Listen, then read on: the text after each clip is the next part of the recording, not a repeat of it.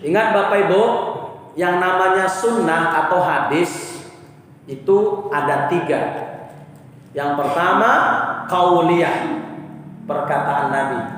Yang kedua fi'liyah, perbuatan Nabi. Yang ketiga takririyah, ketetapan Nabi atau diamnya Nabi.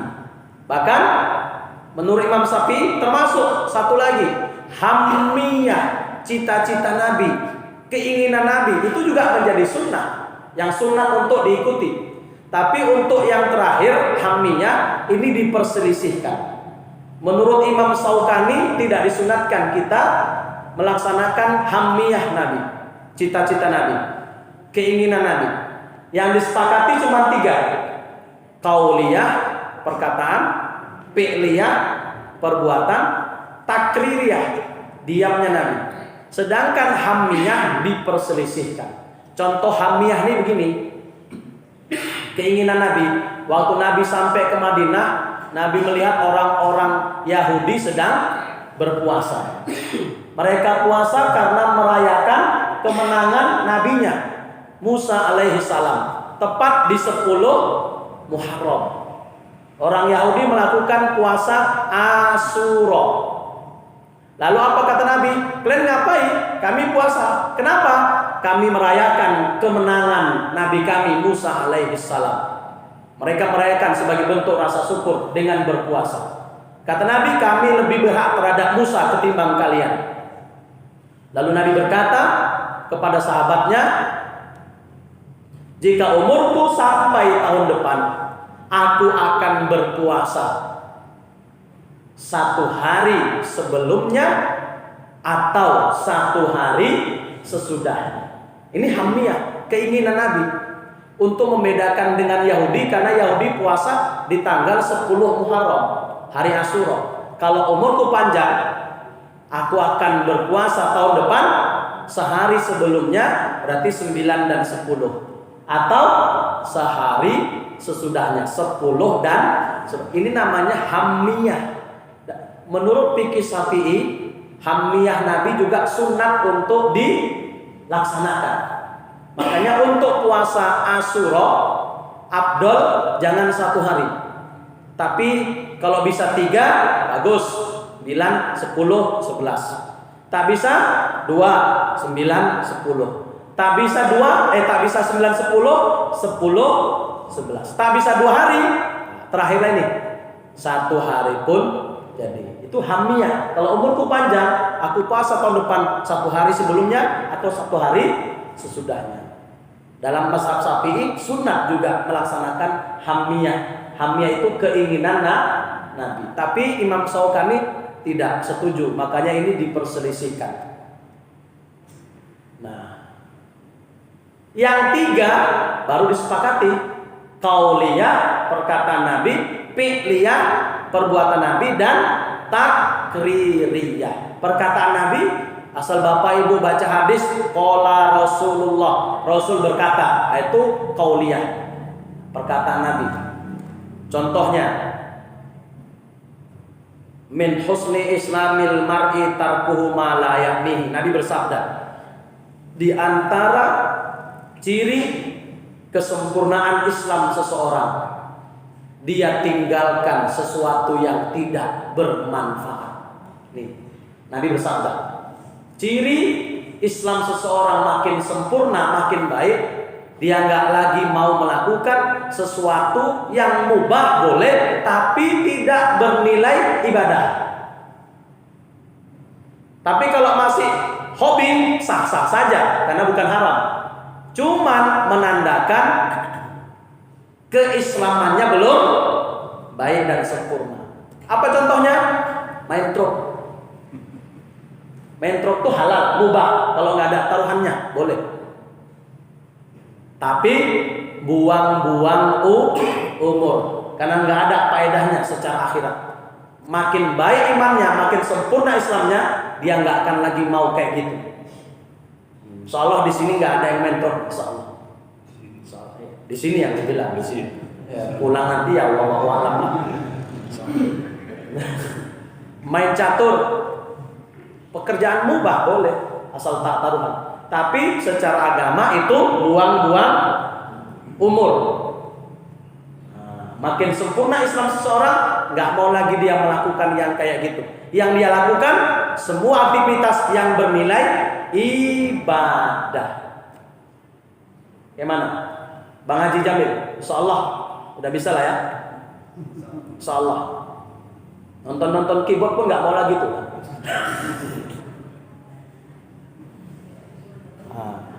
Itu contoh qauliyah Nabi bersabda. Sunnah fi'liyah perbuatan Nabi, sebagaimana sholatnya Nabi. Nabi Bu, Pak, ini harus kita buat ini, walaupun sekali seumur hidup. Tapi kalau bisa sering bagus. Nabi setiap musafir, baik musafir dekat maupun musafir jauh, Nabi tak pernah tinggal sholat sunnah di atas kendaraan. Baik naik keledai, baik naik unta, baik naik kuda, hingga jalan kaki, baik musafirnya jauh maupun musafirnya dekat. Nabi selalu sholat sunnah di atas kendaraan. Walaupun ngadapnya entah kemana-mana, no problem. Yang penting ada wudhu. Walaupun terjadi gerakan yang banyak, dimaafkan ketika itu. Tapi bila Nabi mau sholat wajib, Nabi turun dari kendaraannya. Bayangkan kalau ini kita amalkan, luar biasa. Pulang kampung ke Spiongot. Ada orang Spiongot sini? Wah banyak. Dari Tembung sampai ke Spiongot naik bus, bayangkan berapa jam.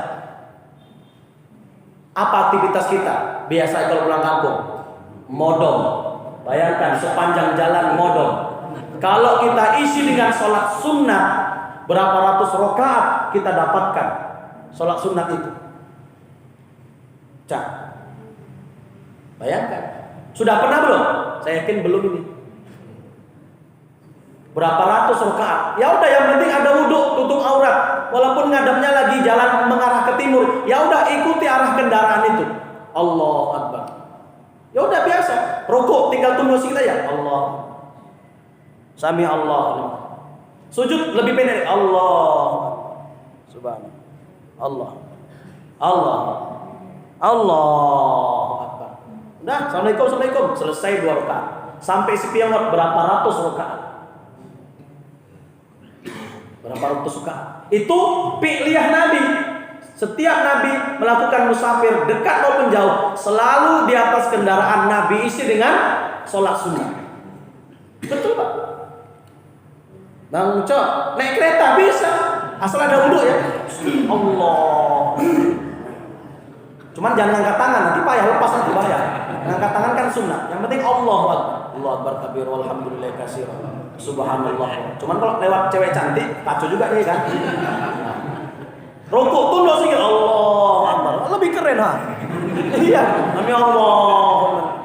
Ngangkat tangan dosa kalau payah. Allah.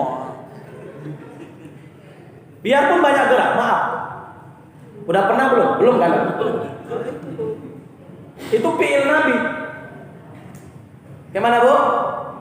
Cuman saya himbau kalau ibu pas pulang kampung naik bus, mau ibu amalkan sholat sunnah pas malam, saya pesankan jangan pakai telekong putih.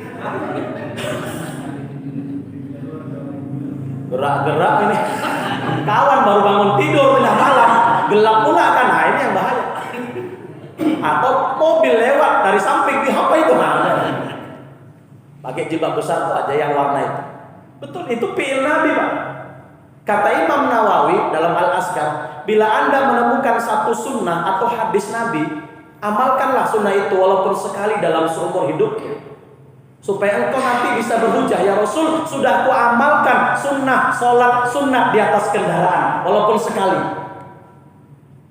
Iya Pak. Ini rata-rata belum kan? Pulang nanti sekaligus bisa.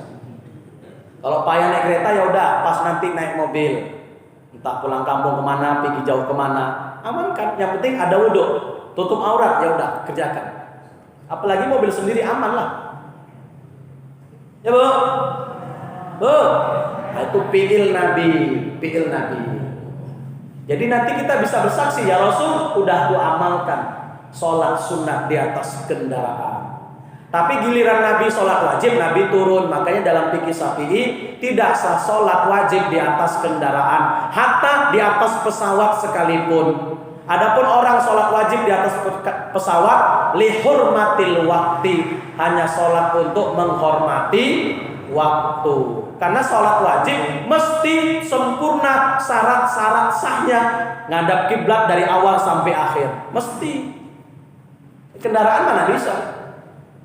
Makanya kalaupun sholat wajib di atas kendaraan semata-mata lihurmatil wakti, bisa bila sampai ke tujuan waktu masih ada, wajib diulang.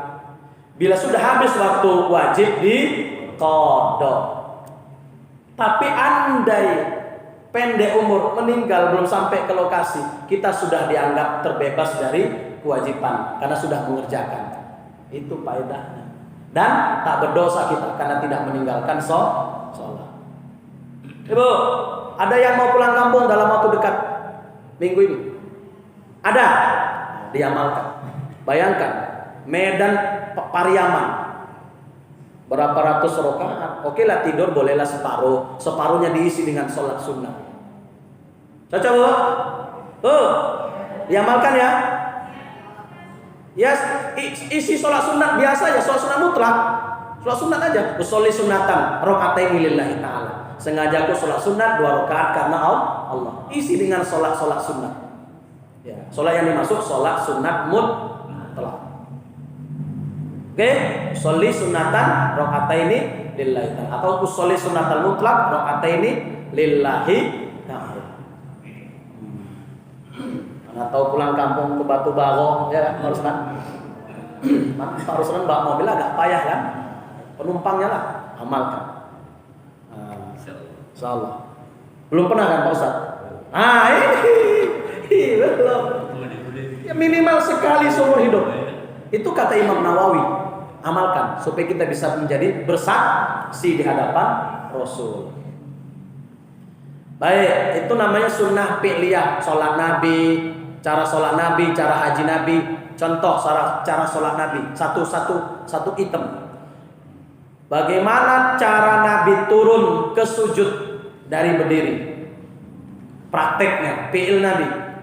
Menurut hadis riwayat dari Abu Hurairah, ketika Nabi sujud, Nabi lebih dulu meletakkan kedua telapak tangannya, baru 2 lututnya. Itu hadis dari Abu Hurairah. Itulah fi'il Nabi. Tapi ada hadis satu lagi dari Wa'il bin Hujr. Ketika Nabi sujud, Nabi lebih dulu meletakkan 2 lututnya, baru 2 telapak tangannya. Jadi dua-duanya ada, Nabi lakukan. Hanya saja mana yang afdol? Menurut jumhur ulama, mazhab Syafi'i, mazhab Maliki, mazhab Hanafi, mereka memilih hadis yang diriwayatkan dari Wa'il bin Hujr, bahwa Nabi sujud meletakkan 2 lututnya terlebih dahulu, baru 2 telapak tangannya. Inilah yang dipilih oleh jumhur, bahkan inilah yang paling afdol.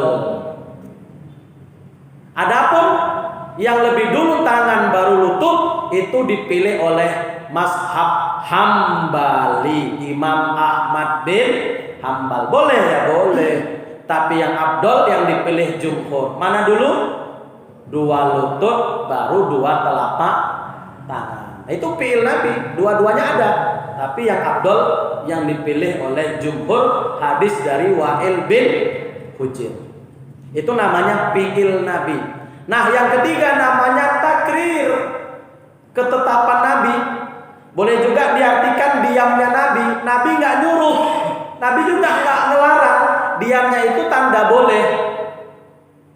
Contoh, ini kasusnya si Hasan bin Sabit bersair-sair di dalam masjid, bernazam di dalam masjid, atau hadroh istilah sekarang. Nabi ada ketika itu. Nabi nggak melarang, Nabi nggak nyuruh, Nabi hanya diam sambil menyaksikan. Diamnya ini menandakan boleh. Itu namanya sunnah takririyah. Contoh yang kedua, yang ceritanya sangat masyhur. Satu ketika sahabat Nabi yang bernama Khalid bin Walid, panglima perang, membawa di hadapan Nabi satu binatang yang disebut dengan dogbun, sejenis binatang kayak biawak di Indonesia, tapi bukan biawak ya. Jangan pula nanti habis ini bapak narik biawak ya, jangan ya. Mirip biawak. Kenapa kok diterjemahkan di dog itu artinya biawak? Itu yang mula-mula menerjemahkan biawak adalah seorang penulis kamus Idris Marbawi. Ada kamusnya itu, tulisan Melayu, Arab, Indonesia, tapi pakai bahasa Melayu. Dia orang Marbau Banjar. Lama di Mekah, nulis kamus. Apalah arti dog nih? Karena dia orang Indonesia, di Indonesia ada binatang yang mirip dengan dog, biawak, maka dog diartikan biawak. Padahal bukan biawak, tapi ini khusus binatang padang pasir. Karena kalau dog ini dia pemakan daun-daunan, rumput. Kalau biawak pemakan daging. Yang kedua, biawak itu lidahnya 2 cabang. Kalau dog ini 1, makanya beda, cuman mirip biawak. Jadi tolong jangan salah paham ya. Takutku habis ini salah paham nangkep biawak pula. Biawak yang ada di padang pasir, bahasa Arabnya dog. Lewat di hadapan Nabi, Khalid membawa dog mau dimakan. Nabi diam saja, Nabi nggak larang, Nabi nggak nyuruh.